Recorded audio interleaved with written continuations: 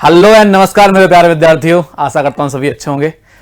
जैसा कि आप मेरे पीछे देख पा रहे हैं, आरबीआई मतलब रिजर्व बैंक ऑफ इंडिया ने 450 टेंटेटिव वैकेंसी जो है वो रिलीज कर दी है आरबीआई असिस्टेंट के रूप में। और हाँ, ये हमें काफी दिनों से इंतजार था इसका कि ये वैकेंसी आने वाली है, लेकिन थोड़ा सा डिसअपॉइंट किया इन लोगों ने, क्योंकि 450 वैकेंसी उतनी नहीं है। लेकिन आपको फर्क नहीं पड़ना चाहिए, क्योंकि आपको एक वैकेंसी रिजर्व करनी है, वो रिजर्व बैंक ऑफ इंडिया में। आपको ज्यादा वैकेंसी तो कोई मतलब नहीं है, एक वैकेंसी पे काम करिए।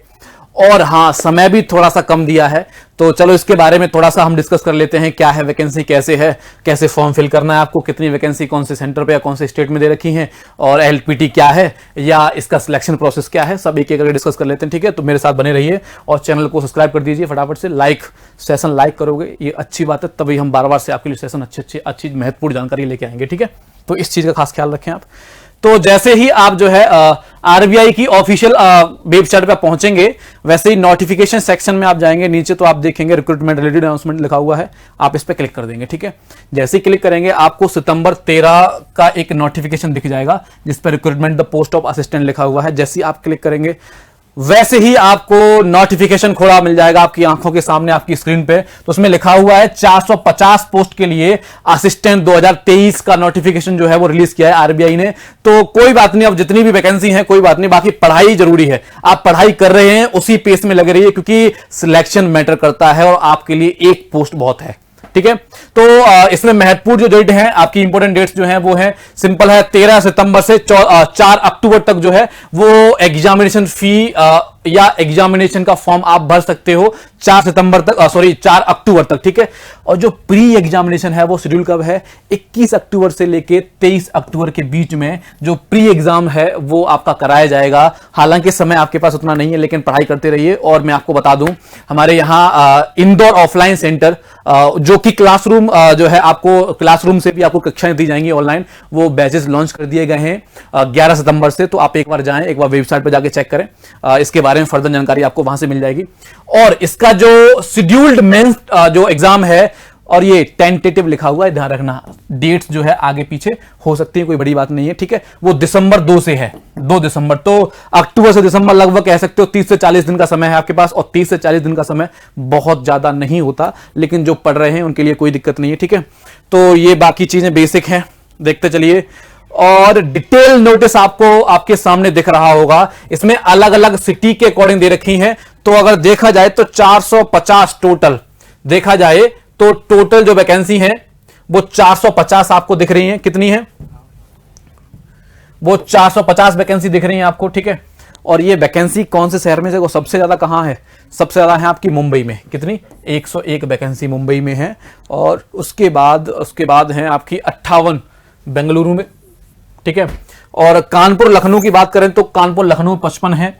जो आपका सेंटर, जो आपकी जो रीजनल आपका, आप जहां से होंगे, जहां के नेटिव होंगे, मेरी सजेशन है कि आप वहीं से भरिए। क्यों? क्योंकि इसमें एक टेस्ट है एलपीटी वाला, लैंग्वेज प्रोफिशिएंसी जो है आपका है, नीचे देखते हैं कहां है। ठीक है, वो अभी हम डिस्कस करेंगे उसके बारे में, अभी आप ये देख लीजिए। ठीक है, टोटल वैकेंसी आपके पास 450 है, और ये सभी स्टेट और उनके हेडक्वार्टर्स हैं स्टेट में, जैसे अहमदाबाद है। ठीक है, गुजरात में अहमदाबाद में होंगे टोटल कितनी, 13। ठीक है, टोटल 13 है। बेंगलुरु, भोपाल, एमपी में 12 हैं। ठीक है, चंडीगढ़ 21, हालांकि इसके अंदर और भी दे रखा है। ठीक है, ठीक है, हाँ, और ये ब्रैकेट में दे रखा है ना, इसकी टेंशन होने, ये बैकलॉग है, मतलब बैकलॉग या पिछली सिलेक्शन में या पिछले सिलेक्शन प्रोसेस में ये वैकेंसी छुट्टी रह गई थी, या फिर कोई रिटायर हो गया है, उससे संबंधित है ये। ठीक है, तो ये कह रहा है Bhopal includes 2 vacancies for Raipur. अब ये भोपाल में जो वैकेंसी दे रखी है, ध्यान रखें, भोपाल में जो वैकेंसी दे रखी है 12, इसमें 2 वैकेंसी जो है वो रायपुर के लिए भी है। ऐसे चंडीगढ़ में 4 वैकेंसी शिमला के लिए है। ठीक है, गुवाहाटी में अगरतला के लिए है, और देखा जाए तो कानपुर एंड लखनऊ में जो 15 वैकेंसी है वो लखनऊ के लिए है, 24 देहरादून के लिए। ठीक है ना, तो ये भी देखने वाली है। हालांकि इनसे कोई आपको फर्क पड़ता नहीं है, आप फॉर्म भरिए, पढ़ाई करिए, बाकी चीजों से आप दूर रहिए, कोई मतलब नहीं है। ठीक है, आगे चलते हैं, थोड़ा सा और चलते हैं। ये सारी चीजें तो बेसिक हैं, इन्हें आपकी जरूरत नहीं है, आपको इनकी जरूरत नहीं है। ठीक है, ठीक है, एलिजिबिलिटी क्राइटेरिया, नेशनलिटी आपको पता है वही होनी चाहिए, सिटीजन इंडिया, भूटान, इसकी भी कोई जरूरत नहीं है आपको। ठीक है, कैटेगरी वाइज देखा जाए एज रिलैक्सेशन है, तो 5 साल का एज रिलैक्सेशन आपको मिल जाएगा, आप SC/ST हैं, ठीक है। ओबीसी वालों को 3 साल का मिलेगा, ठीक है। डिसेबल्ड जो है उनके लिए 10 साल का मिलेगा, ठीक है। वो पहले से ही अलग से कैटेगराइज कर रखा है, जनरल और EWS में 10, ओबीसी में 13 और SC/ST में 15, ठीक है। और ये आप देख लो कि इससे यहां तक आ गए होंगे तो जानते ही होंगे, ऑब्वियस है। थोड़ा सा और चलते हैं, ठीक है। हाँ जी, परसेंटेज मार्क है, ये टर्मिनोलॉजी है दे रखी है 10 पॉइंट की, ठीक है। ये आप देख लेना बाद में। अभी जो हमें समझना है वो ये है कि प्री एग्जाम की अगर बात करें तो प्री एग्जाम में हमारे पास 3 सब्जेक्ट मेनली आने वाले हैं। कितने सब्जेक्ट आने वाले हैं mainly? 3 subject, English language, math और रीजनिंग। और वो भी ये वही हैं जो विद्यार्थी पहले से तैयारी कर रहे हैं, उन्हें कंफर्म है अच्छे से आता होगा, या जिस पेस में लगे हुए हैं उस पेस को जारी रखें, जो नहीं है उस पर तैयारी करें, उस पर काम करें, ठीक है। क्योंकि ये बहुत अच्छा मौका है आपके लिए आरबीआई में जाने का, ठीक है। तो 30 क्वेश्चन आएंगे इंग्लिश के, 35 आएंगे मैथ के और 35 आएंगे रीजनिंग के। इसमें मैटर करेगा, ध्यान रखना, एक्यूरेसी विद इन टाइम। अगर एक्यूरेसी विद इन टाइम नहीं है तो मामला खत्म है भाई, फिर मामला, फिर सिस्टम खराब है, समझ रहे हो, हैंग हो जाएगा सिस्टम फिर आपका भी, ठीक है।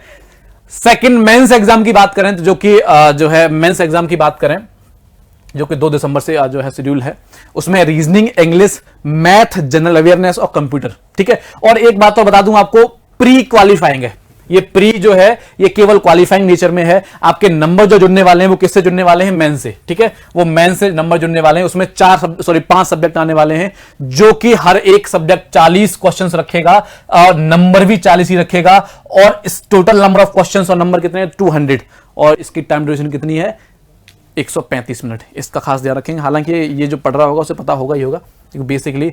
इसके बाद देखो थर्ड जो सिलेक्शन प्रोसेस में थर्ड प्रोसेस जो है वो ये है लैंग्वेज प्रोफिशिएंसी टेस्ट, LPT। ये बहुत जरूरी है क्योंकि सारे एग्जाम आप क्वालिफाई कर दोगे प्री मेन, लेकिन यहां अटक गए या यहां डिस्क्वालीफाई कर दिया तो मामला खत्म हो जाएगा। साफ कह रहा है, candidate not proficient in the official local language shall be disqualified. मतलब अगर आप प्रॉपर तरीके से वहां की लैंग्वेज को बोल और लिख और समझ नहीं पा रहे हो, इसका मतलब आपको वो डिस्क्वालीफाई कर दिया जाएगा। तो ये ध्यान रखें, जहां से भी आप फॉर्म डालें वहां की लैंग्वेज आपको आती हो, तो मेरा सजेशन तो ये है कि जहां के आप नेटिव हैं, जहां के आप रहने वाले हैं, वहीं से डालिए, कोई फर्क नहीं पड़ता। आपको एक वैकेंसी की जरूरत है, ठीक है, तो टेंशन ना लें, ठीक है। बाकी पढ़ाई करें। और ये बेसिक चीजें हैं, इसमें ज्यादा समझने वाली चीजें कुछ है नहीं। हो पे स्केल की बात करें, अगर पे स्केल की बात करें हम, तो पे स्केल में क्या है? पे स्केल में कह रहे हैं, देखो initially monthly gross without HRA, मतलब विदाउट HRA आपको कितना मिलने वाला? लगभग 48,000 रुपए, ठीक है, लगभग 48 मिलेगा। और HRA जो मिलेगा 15% पे, ठीक है, विल बी पेड। जो भी आपको होगा, जो भी सैलरी होगी उसका 15% आपको HRA मिलेगा। तो वो डिपेंड करेगा बाद में, अभी इसकी कोई जरूरत है नहीं, ठीक है। ईस्ट और वेस्ट जोन, सारे जोन लिखे हुए हैं, ठीक है। चार्जेस क्या हैं आपके? चार्जेस क्या है? चार्जेस जो को भाई 450 रुपए हैं। 450 रुपए आप जैसे देख सकते हैं जनरल OBC EWS के लिए, ठीक है। स्टाफ के लिए कुछ भी नहीं है, ठीक है, उनके लिए जो है 50 रुपए फीस है। तो यही सारी चीजें हैं। आप जो है जाइए सीधे से, ठीक है। यहां लिखा हुआ है click here for new registration, आप क्लिक कर देंगे, आप जो है एक नया टैब खुलेगा। उसमें अगर आपने रजिस्ट्रेशन पहले नहीं किया तो यहां क्लिक कर दोगे, नया रजिस्ट्रेशन हो जाएगा आपका। अगर पहले से रजिस्टर्ड हैं आप तो आप यहां डालिए अपना रजिस्ट्रेशन नंबर और पासवर्ड, और जाके सीधा अंदर जाके जो है जो भी नया पेज खुलेगा वहां जाके आप अपना फॉर्म भर सकते हैं, ठीक है। तो ये बेसिक सारा कुछ नहीं है इसमें। तो खुशखबरी तो है, लेकिन ये खुशखबरी तभी सच होगी जब आपने मेहनत की होगी, समझ रहे हैं। ये खुशखबरी तभी काम आने वाली है जब आपने मेहनत की है।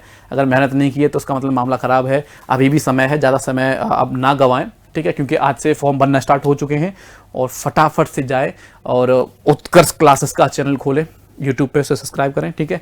MP उत्कर्ष जाएं, उसे भी सब्सक्राइब करें। बाकी जितने जितने भी उत्कर्ष क्लासेस के चैनल हैं सारी काफ़ी यूजफुल है आपके लिए, काफ़ी वहाँ आपको एजुकेशन मिलने वाली है। और भी फर्दर जानकारी अगर आपको चाहिए उत्कर्ष क्लासेस के बैंकिंग बैचेज और बैंकिंग अवेयरनेस के जितने भी क्लासेस या वीडियो शेड्यूल हैं, वो आप जाइए, दिए गए नंबर पे कॉल करिए, वहाँ जाके आपको सारी जानकारी मिल जाएगी।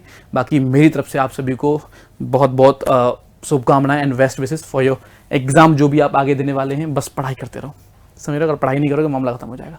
तो अभी इतना ही जानकारी आपको देनी है, बाकी मिलते हैं आपसे जब भी, ठीक है। लाइक कर दो फटाफट से, मिलते हैं। Thank you.